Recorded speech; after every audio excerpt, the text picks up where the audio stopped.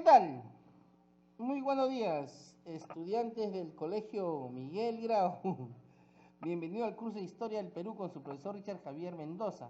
Vamos a empezar con el segundo tema de este mes de septiembre que corresponde a la educación en el virreinato.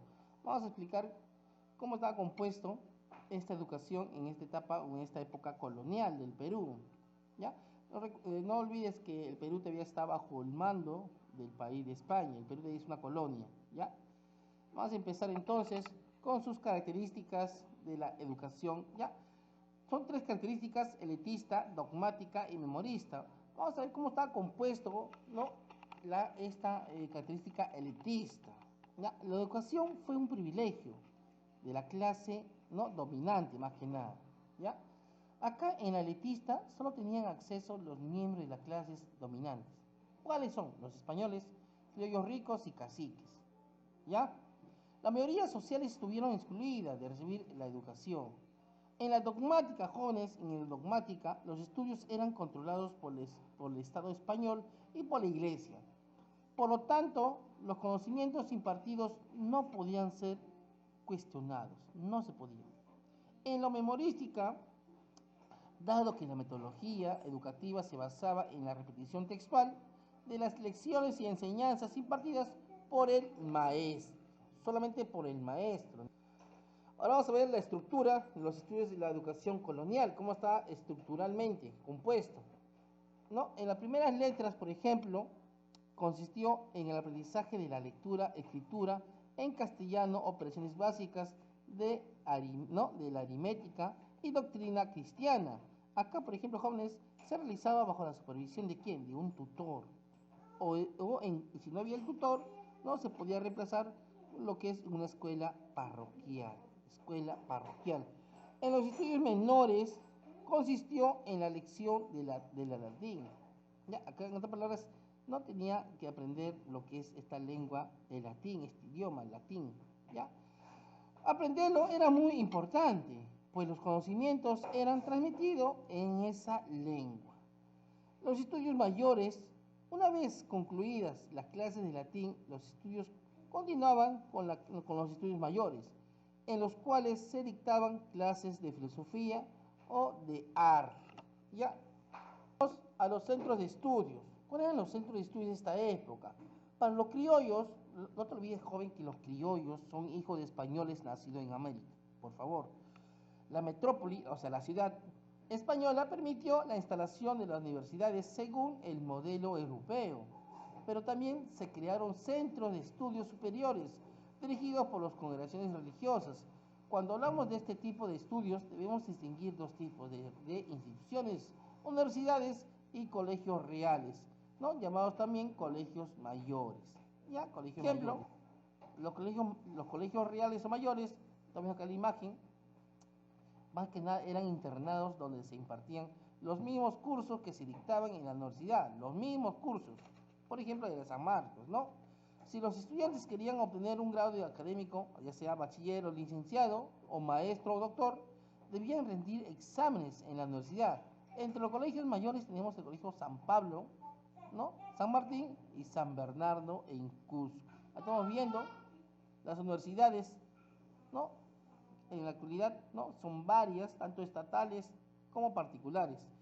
Las universidades, por ejemplo, eran los centros de estudios superiores que se otorgaban grados académicos. Las materias que se enseñaban en las aulas universitarias fueron filosofía, arte, derecho y teología. ¿Ya? Vamos a hablar sobre la Real Pontificia Universidad San Marcos. Recuerda que esta universidad es la más antigua de Sudamérica, es incluso la primera que se funda. Fue fundada el 12 de mayo de 1551 por iniciativa de Fray Tomás de San Martín, mediante la Real Cédula firmada por el rey Carlos I. ¿Ya? Luego también tenemos otras universidades. No olvides que no pienses que la San Marcos fue la única que se funda, ¿no?, en el siglo XVI, sino también tenemos lo que es la Universidad San Cristóbal de Huamanga. La San Cristóbal de Huamanga se funda en el año de 1667. ¿En dónde? En Ayacucho. ¿Ya? En Ayacucho. Tenemos lo que es la Universidad, ¿no?, San Antonio Abad del Cusco. que se funda en el año de 1692, donde en el Cusco. Seguimos con la Universidad San Agustín, ¿no? San Agustín de Arequipa, que se funda, o también fue fundada en el año de 1741. ¿Ya? 1741. Ahora vamos a hablar sobre los colegios para curacas, los colegios para los curacas. Los curacas o caciques, por ejemplo. ¿Ya? Acá, jóvenes, era solamente para los curacas. Ojo que los curacas no están dentro, ¿no? de la educación elitista. ¿No olvides esto? También los curacas ellos gozaron de un trato privilegiado por parte de las autoridades coloniales. Por ser consideradas nobles, esto implicaba que los que estaban por encima de los indios del común y podían tener acceso a la educación, ¿ya? Ya que se consideraba indios nobles, podían tener acceso a la educación.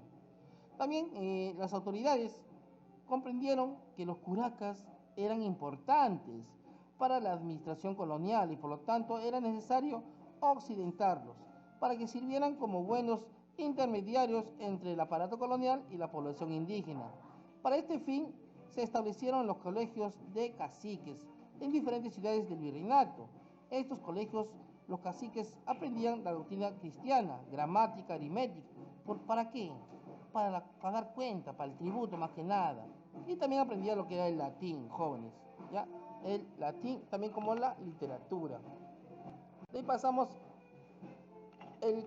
ahí pasamos lo que sigue este régimen o este príncipe de Esquilache,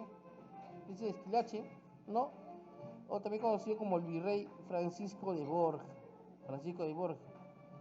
Se les pondrá en la mesa, ¿no? Este virrey, ¿no? Se les pondrá en la mesa, dice que él tenía su pensamiento para que los curacas puedan estudiar, ¿no? Se les podía, ¿no? A ellos se les pondría en la mesa un maíz tostado o cocido y algunas papas, así porque están en costumbre de comerlo, ¿no? ¿También para qué? Para que puedan estudiar mejor, puedan aprender, se pueden estar identificados con su cultura, ¿ya? ¿Qué más? Los colegios para los caciques fueron Colegio de Príncipe de Lima, de San Francisco de Borja en Cusco, ¿no? A cargo de los jesuitas. Ahí estamos viendo los colegios para los caciques, está a la izquierda la de Lima y la derecha la de Cusco. De ahí seguimos a la Universidad Mayor de San Marcos. Te he explicado que la Universidad de San Marcos, ¿no? Se funda o llegó a ser fundada el 12 de mayo de 1551. Se creó la Real Pontificia Universidad de la Ciudad de los Reyes o de Lima. Comenzó a funcionar el año de 1553 en el convento de Santo Domingo. San Marcos tuvo una gran importancia intelectual y política durante la colonia. Gozaba de rentas provenientes de inmuebles urbanos, haciendas y hasta tributos de los indios. Sus estudios eran de arte, derecho, filosofía, teología, incluyendo materias de física y de matemática. Hubo también una cátedra de medicina que después se convertiría en la escuela de San Fernando, ¿no? Recuerda que la San Marcos es la primera universidad que se llega a fundar en Sudamérica.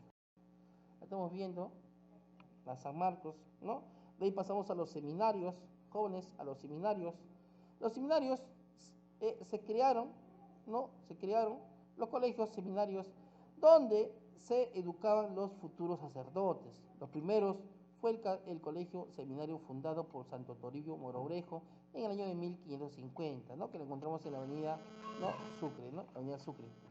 Estamos viendo el seminario actualmente, ¿no? La avenida Brasil con Sucre. Y a la derecha también a los seminaristas. Esta foto me trae tantos recuerdos, ya que una vez llegué a participar ahí. Bueno, es otra etapa de mi historia. Vamos a seguir, ¿no? No te olvides te olvides, por favor, que la San Marcos, en los estudios de la educación en el siglo XVIII también hubo grandes cambios, ¿no? Hubo unos grandes cambios. Con la llegada de un nuevo siglo, las nuevas ideas que alborotaron el ambiente político y social en Europa llegó a las aulas. Nos estamos refiriendo, jóvenes, a la Ilustración europea. En esta etapa se produjo la expulsión de los jesuitas, ¿ya? La expulsión de los jesuitas. Así se desapareció los colegios mayores que estaban bajo su dirección y para reemplazarlos se funda el Real Convictorio de San Carlos, que adquirió importancia bajo el liderazgo de Toribio Rodríguez de Mendoza. ¿Ya? Bueno, jóvenes, así se termina. No te olvides que este es un resumen, una introducción al tema de hoy. Hemos hablado, ¿no?, de la educación en la época virreinal. Porque, como te digo, es importante tu participación, es importante tu asistencia, ya que se dará la clase en vivo con tu participación, con más detalle, con tus preguntas, con tus dudas. Se resolverá el libro en vivo. Luego se dará una práctica virtual. Ojo que es la segunda práctica virtual, ¿ya? Ya saben que clase dada y examen se da la práctica. Pero es importante que tú estés presente en esta clase, ¿no?, virtual, por favor. Entonces, no te olvides, por favor, también de activar tu cámara, por favor. Conmigo será hasta la más tarde.